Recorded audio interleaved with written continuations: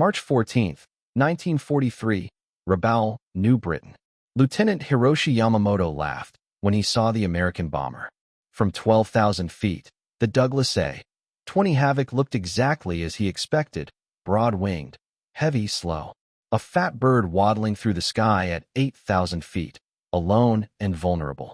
Yamamoto had shot down 2 of them the previous month. American attack bombers, the briefings called them. To Yamamoto, they were target practice. He rocked his Zero's wings once to signal his wingman and rolled into a dive, the sun blazing directly behind him. Perfect conditions. The Americans never saw it coming until the last seconds.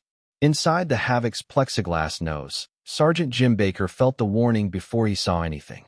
It came like it always did, a pressure behind the eyes, a sudden certainty that something was wrong. His grandmother in Houston had called it the sight. Back home it meant storms. Over New Guinea, it meant death falling out of the sky. Baker scanned upward, squinting into the glare. 2 shapes dropped from the sun. Zeros, he whispered, already reaching for the intercom. Bandits, 2 o'clock high, diving fast. Captain Steve Morrison, the pilot, didn't ask questions. He shoved the throttles forward and pushed the nose down, trying to build speed. The A-20 wasn't meant to dogfight. It was meant to deliver 4,000 pounds of bombs and escape. For the next 60 seconds, escape was all that mattered. Yamamoto smiled as the American dove. They always ran. He centered the bomber in his reflector sight and waited for the range to close. 500 yards, 400.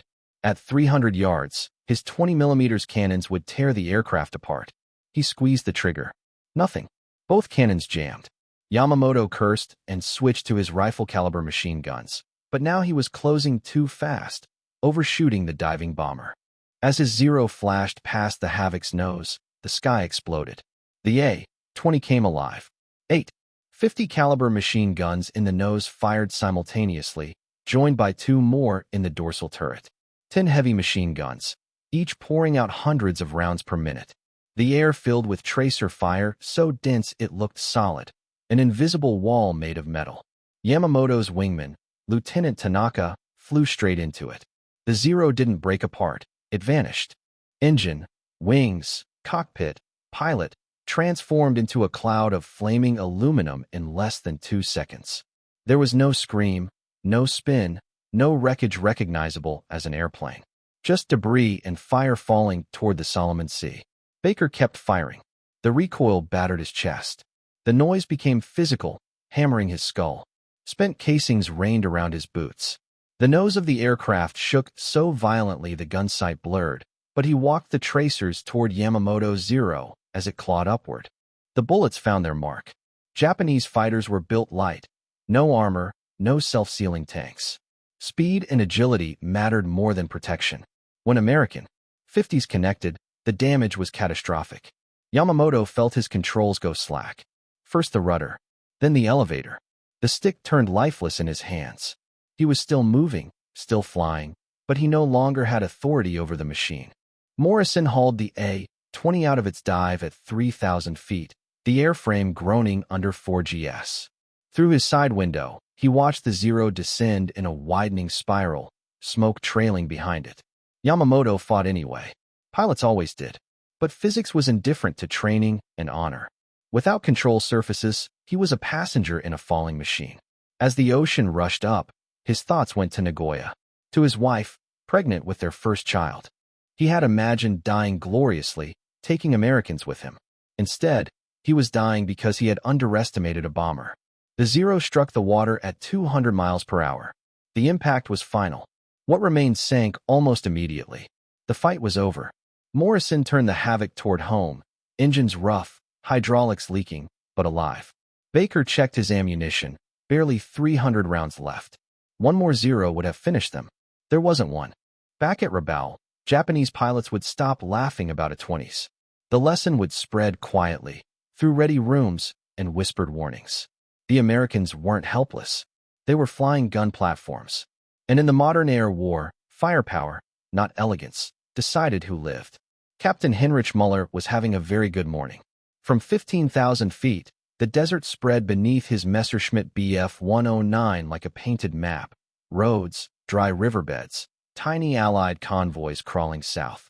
Muller led 4 fighters, all veterans, all hungry. He needed 2 more kills. 2. 30 victories meant the Knight's Cross, meant promotion, meant a ticket out of the front line and back to Germany as an instructor. His girlfriend in Berlin had promised she would marry him when he earned it. Then his wingman spotted them. 6 American P-40 Warhawks, low and slow, apparently climbing away from the coast. Muller almost laughed. P-40s were obsolete. Everyone knew that. Too heavy, too slow to climb, too clumsy to turn with a Messerschmitt. German pilots called them Vierzig Killer, 40 killers, because they died so easily. Below them, Lieutenant Tom Rodriguez saw the Germans first and felt no panic at all. He knew exactly what his airplane could and couldn't do. The Warhawk would never win a turning fight. It would never outclimb a 109, but it could dive like a falling safe, and its 6.50 caliber guns could rip anything in half if the pilot held his fire and waited. Rodriguez waggled his wings and eased into a shallow climb. Run, the Germans would think. Muller took the bait instantly. He pushed his throttle forward and rolled into a dive, cannon and machine guns ready. He'd killed American fighters before. The Warhawks were tough, yes, but toughness didn't matter when German shells hit home. At 800 yards, everything changed. Rodriguez rolled inverted and pulled hard, diving straight down. His entire flight followed, yanking the desert sky over their heads. 5GS crushed them into their seats. Vision tunneled. The airspeed needle slammed past 400, then 450, then buried itself at 500 miles per hour. The P-40s howled but held together. Muller swore. No German pilot would follow that dive. The Messerschmitt wasn't built for it. Controls went mushy. Wings began to shudder. Muller leveled out at 450, heart pounding. The Americans did not.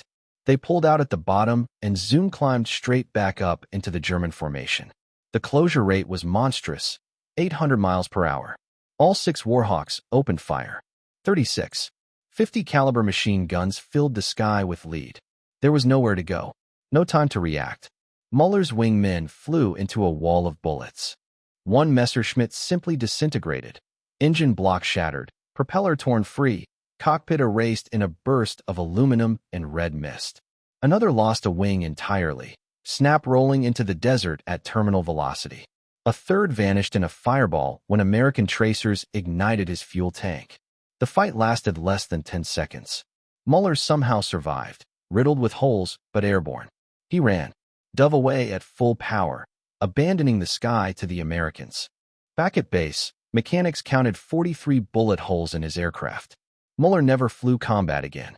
He wasn't wounded, but something essential had broken. The certainty, the belief in superiority. The P-40's reputation changed that day. German orders followed within weeks. Engage only with altitude advantage. Never follow into a dive. Never assume they are running. The lesson repeated across the war.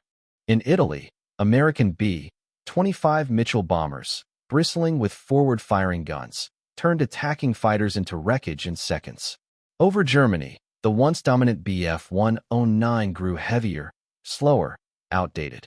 Designed in 1935, it was now fighting aircraft built for a different era, Mustangs and Thunderbolts carrying overwhelming firepower, flying faster and farther than anyone had imagined possible. By 1944, German pilots were no longer hunters. They were prey. And still the Bf-109 refused to die. When the war ended, thousands sat abandoned on airfields, bulldozed into pits, melted into cookware, or left to rust in fields. It should have ended there. It didn't. Spain kept building them. Israel flew them in desperation. Finland kept them alive through Arctic winters. And decades later, collectors began resurrecting them, not as weapons, but as artifacts. The same aircraft that once embodied Nazi ideology now flew with British engines, American pilots, and Israeli markings. History, it turned out, had a sense of dark humor. There are still people who flinch when they hear a Messerschmitt's engine. At air shows today, restored Bf-109s roar overhead, polished and perfect, flown gently for crowds with cameras. Children cheer. Announcers talk about engineering brilliance and historical preservation. But at the edge of the crowd, an old woman sometimes stands very still, hands shaking. She remembers London in 1940. She remembers pulling children from rubble. She remembers pilots, British and German, dying in hospital beds, calling for their mothers. To her, the aircraft is not history. It is memory. That is the quiet truth about the Bf-109. The airplane outlived the war, outlived the ideology that created it, and outlived most of the men who flew and fought against it. Its aluminum survived when human bodies did not. Today, the same machine that once carried bombs and bullets carries wealthy collectors and movie cameras. The guns are inert. The purpose is gone, but the weight remains. Restored warplanes cannot restore context.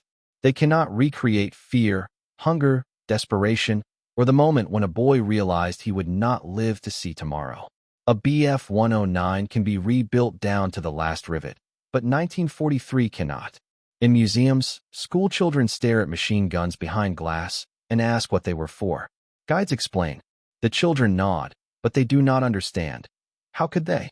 They live in a world where former enemies train together, where these machines are symbols instead of threats. That is progress, and it is also forgetting. The Bf-109 was never just an airplane. It was a tool that turned young men into killers and then broke them for life. It was engineering brilliance harnessed to a monstrous cause. Beautiful, lethal, and unforgiving. When the last restored Messerschmitt finally lands for the final time, when the engines go silent forever, perhaps the aircraft will become what it always should have been, a warning.